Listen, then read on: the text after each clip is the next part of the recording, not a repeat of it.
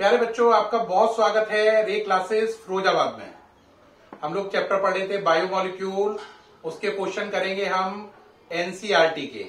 NCERT में question discuss करेंगे text book exercise वाले। कौन से?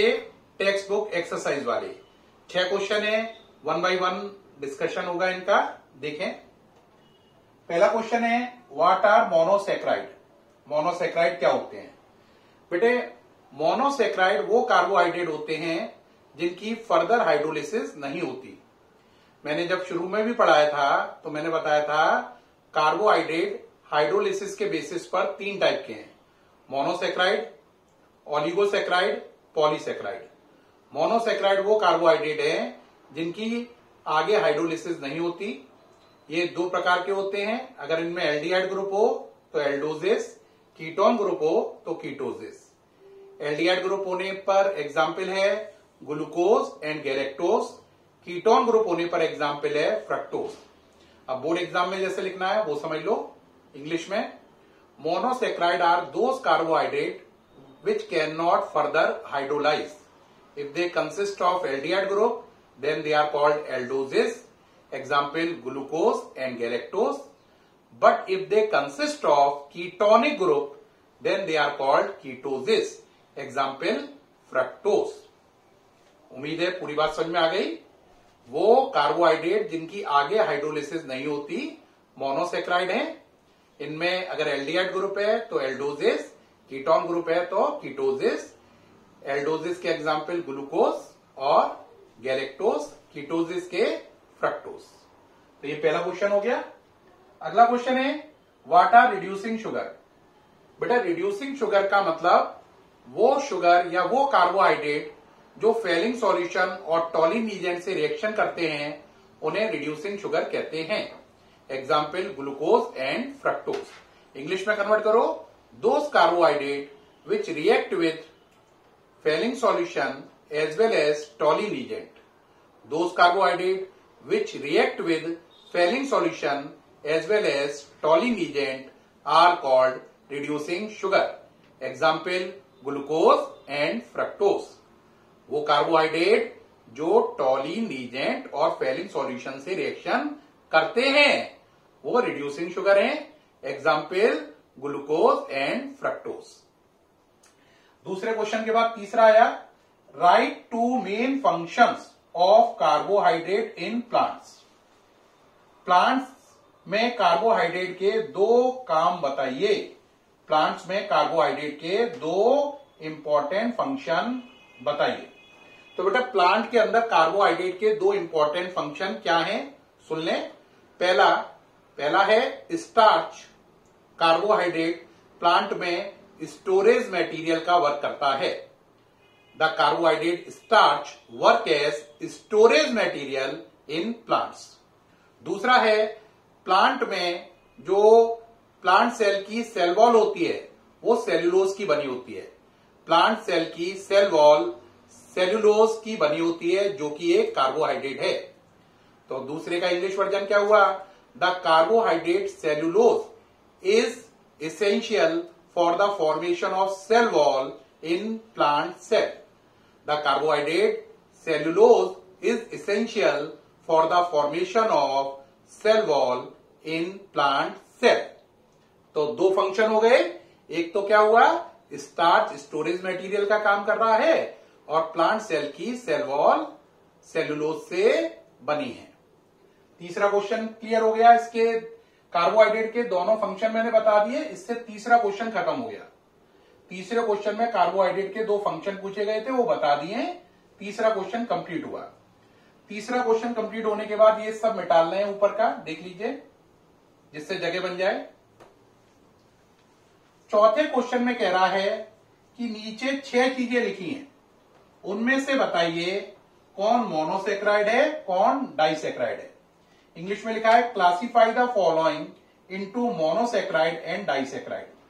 जो 6 चीजें हैं जिन्हें पता करना है वो मोनोसेक्राइड है या डाइसेक्राइड है, उनके नाम है ribose, two deoxyribose, maltose, galactose, fructose, lactose. बेटा याद रखना मोनोसेक्राइड की पहचान होती है जर्नली वर्ड लगा रहा हूं, जनरली उनमें 5, 6 या 7 कार्बन होते हैं। ऐसे डाइसैक्राइड में जनरली 12 कार्बन होते हैं। मोनोसैक्राइड में जनरली 5, 6 या 7 कार्बन होते हैं और डाइसैक्राइड में जनरली 12 कार्बन होते हैं। अब आप स्टार्ट करें। पहला राइबोस, इसका फॉर्मूला है C5H10O5। राइबोस शुगर जो होती है इसमें 5 कार्बन है, तो ये मोनोसैक्राइड है। और ये शुगर आपकी मिलती है आरएनए में। किसमें मिलती है? आरएनए में। दूसरा हुआ 2-डीऑक्सीराइबोस, इसका फॉर्मूला है C5H10O4। 2-डीऑक्सीराइबोस, ये शुगर डीएनए में मिलती है। किसमें मिलती है? डीएनए में। ये भी मोनोसैक्राइड है, कार्बन 5 है। मैंने बताया था ये शुगर किसमें मिलती है? आरएनए में। और ये किसमें मिलती है? डीएनए में। ठीक। अब इसके बाद चलिए माल्टोस, फॉर्मूला है इसका C12H22O11। कार्बन नंबर कितना है? 12। माल्टोस डाइसैक्राइड है, इसलिए ब्रैकेट में M की जगह लिखा डी। डी का मतलब है डाइसैक्राइड। डी का मतलब है डाइसैक्राइड। अब अगर आप माल्टोस को तोड़ेंगे तो इससे 2 मोनोसैक्राइड यूनिट बनेंगी और वो यूनिट होंगी alpha D glucose, alpha D glucose. Maltose disaccharide है, इसके टूटने पर 2 अल्फा डी ग्लूकोज यूनिट बनेंगी। कितनी बनेंगी? 2 अल्फा डी ग्लूकोज यूनिट बनेंगी। इसके बाद चले, नेक्स्ट नंबर है गैलेक्टोज। गैलेक्टोज का फॉर्मूला है C6H12O6। गैलेक्टोज भी मोनोसैक्राइड है, इसमें कार्बन 6 हैं। असली में ये ग्लूकोज का C4 एपीमर है। असली में ये ग्लूकोज का C4 एपीमर है, क्योंकि C4 कार्बन पर ग्लूकोज का कॉन्फ़िगरेशन अगर उल्टा कर दो तो गैलेक्टोज एपीमर बन जाता है। तो गैलेक्टोज ग्लूकोज की तरह ही मोनोसैक्राइड है। समझ में आ रही है बात? अब अगला चले, थोड़ी जगह बना लेते हैं इसे मिटाकर। अगला है फ्रक्टोज और लैक्टोज। बेटा फ्रक्टोज जो होता है उसका फॉर्मूला भी C6H12O6 है। तो फ्रक्टोज भी क्या है? मोनोसैक्राइड है और ये ग्लूकोज का फंक्शनल आइसोमर है। ग्लूकोज गैलेक्टोज आपस में एपीमर हैं, ग्लूकोज और फ्रक्टोज आपस में फंक्शनल आइसोमर होते हैं और फ्रक्टोज मोनोसैक्राइड है ग्लूकोज की तरह। अगला है लास्ट लैक्टोज, C12H22O11। साफ नजर आ रहा है, ये डाइसैक्राइड है और इसके टूटने पर 2 मोनोसैक्राइड यूनिट बनेंगी और वो होंगी ग्लूकोज और गैलेक्टोज। कौन सी होंगी? ग्लूकोज और गैलेक्टोज। तो इन 6 में से हमें पता करना था कौन मोनोसैक्राइड कौन डाइसैक्राइड। तो इसमें से 2 तो डाइसैक्राइड निकले, एक ये वाला माल्टोज और लैक्टोज, बाकी चारों मोनोसैक्राइड निकले हैं। तो आउट ऑफ 6 2 डाइसैक्राइड हैं और 4 मोनोसैक्राइड हैं। देख लीजिए लिखे हुए सारे, ठीक है। 2 डाइसैक्राइड हैं, बाकी चारों मोनोसैक्राइड हैं।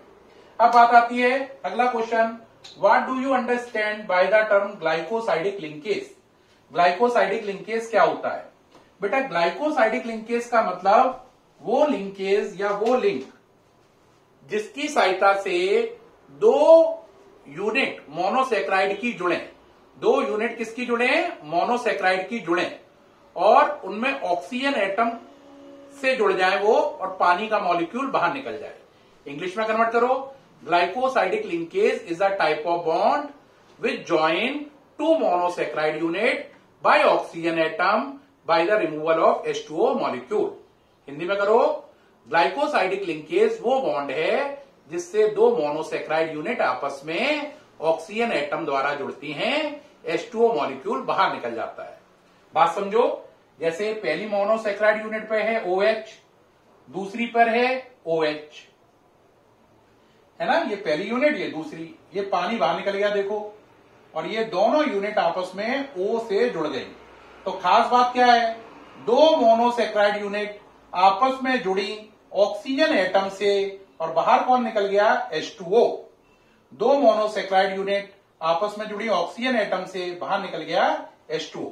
इंग्लिश में कन्वर्ट करो, glycosidic linkage is a type of bond which join two monosaccharide unit by oxygen atom by the removal of H2O molecule. अब प्यारे बच्चों लास्ट क्वेश्चन है अपना कि ग्लाइकोजन क्या है, ग्लाइकोजन और स्टार्च में क्या अंतर है। बच्चों जो स्टार्च होता है पहले उसकी डिटेल करेंगे, फिर ग्लाइकोजन की। स्टार्च में दो पार्ट है। पहले पार्ट का नाम है एमाइलोज, क्या नाम है, एमाइलोज, और दूसरे पार्ट का नाम है एमाइलोपेक्टिन। क्या नाम है, एमाइलोपेक्टिन। ये 15 से 20% होता है, ये 80 to 85% होता है।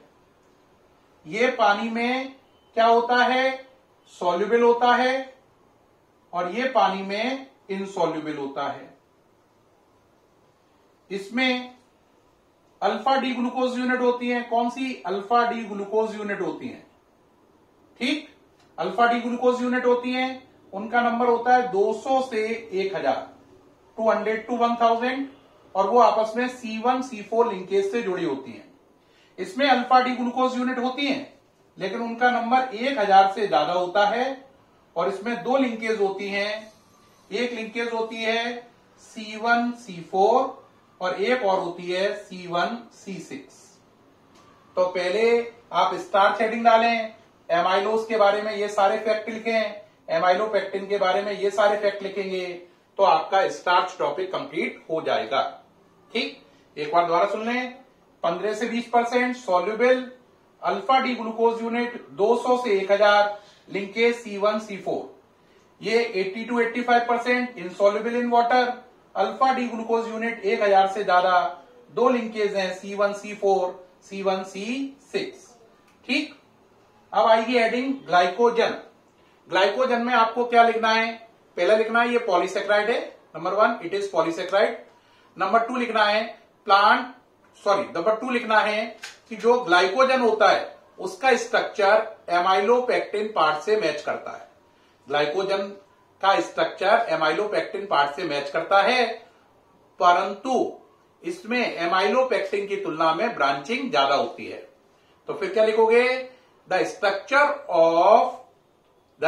Of glycogen resemble with amylopectin part of starch, but it show more branching in comparison to amylopectin. इसका स्ट्रक्चर एमाइलोपेक्टिन जैसा है लेकिन ब्रांचिंग ज्यादा है। तो पहले पॉइंट में लिखा पॉलीसेक्राइड है, दूसरे में लिखा इसका स्ट्रक्चर एमाइलोपेक्टिन जैसा है लेकिन ब्रांचिंग ज्यादा है, और तीसरे पॉइंट में लिखना कि एनिमल सेल अपना स्टोरेज मटेरियल का ग्लाइकोजन की फॉर्म में करती हैं। Animal cell storage their material in the form of glycogen. ये 3 पॉइंट ग्लाइकोजन में लिख दोगे और ये सारा स्टार्च में लिख दोगे, तो स्टार्च और ग्लाइकोजन में डिफरेंस खत्म हो जाएगा। ठीक है प्यारे बच्चों, मैंने 6 क्वेश्चन डिस्कस किए, उम्मीद है आपको सारे क्वेश्चन समझ में आए होंगे। ये वीडियो बहुत अच्छा लगा होगा, और वीडियो बहुत पसंद आया हो तो प्लीज कॉम्प्लीमेंट करें। कल नया चैप्टर शुरू करेंगे D&F block element. Okay bye.